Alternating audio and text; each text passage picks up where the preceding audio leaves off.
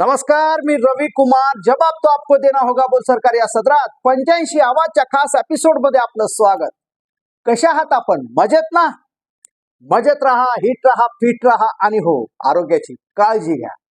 चला तर मग विषयाकडे वळूया. खरं तर शरद पवार आणि अजित पवार यांच्या पक्षाची युती होतीये ही बातमी माध्यमांना अखेरच्या क्षणी कळली असती. पण पुणे तुतारी गटाचे शहराध्यक्ष प्रशांत जगताप यांनी माध्यमांमध्ये येत ही बातमी फोडली. त्यामुळेच खासदार सुप्रिया सुळेंचा प्रचंड तिळपापड झाला. त्यांनी प्रशांत जगताप यांच्या नाराजीची अक्षरशः खिल्ली उडवली. रुसायला हे काय घर आहे का? आय एम प्रोफेशनल असं सांगून त्यांनी एका प्रामाणिक कार्यकर्त्याचा प्रचंड अवमान केला होता. नेहमी गोल गोल भूमिका घेणाऱ्या सुप्रियाताईंचा महानगरपालिका निवडणुकीसाठी नेमका प्लॅन तरी काय होता?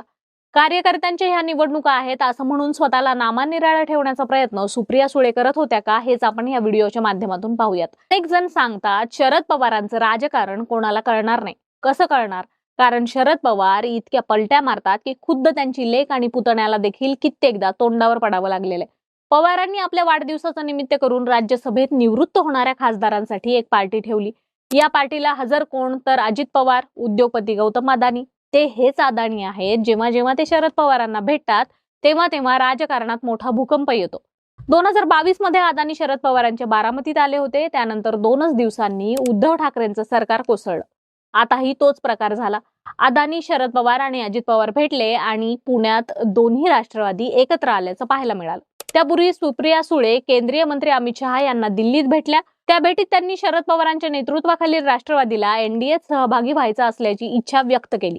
लागलीच दुसऱ्या दिवशी अजित पवार गटाचे सुनील तटकरे, प्रफुल्ल पटेल अमित शहांना भेटले.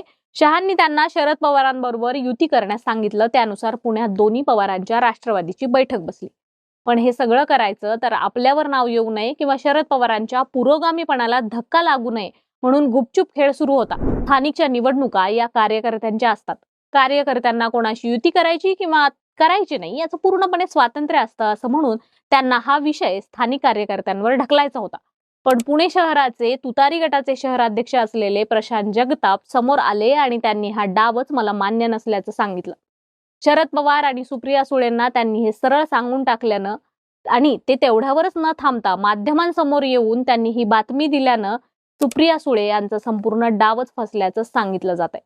त्यामुळे त्यांनी प्रशांत जगताप यांच्याविषयी अतिशय तुच्छतापूर्वक स्टेटमेंट केलं. प्रशांत जगताप यांचं पहिलं म्हणणं होतं की आपण एकीकडे अजितदादांचा पक्ष म्हणजे खरी राष्ट्रवादी नाही हे सांगतोय आणि दुसरीकडे त्यांच्या सोबतच युती करतोय. दुसरं म्हणजे जगतापांनी थेट शरद पवार आणि सुप्रिया सुळेंना प्रश्न विचारला.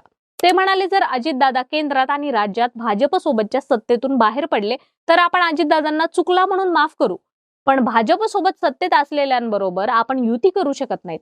तिसरं म्हणजे त्यांनी हे देखील सांगितलं की तुम्ही तुमच्या विचारांपासून दूर जाऊ शकता पण मी माझ्या विचारांवर ठाम राहणार आहे. मला अजितदादांच्या राष्ट्रवादी सोबतची युती मान्य नाही असं त्यांनी सांगितलं.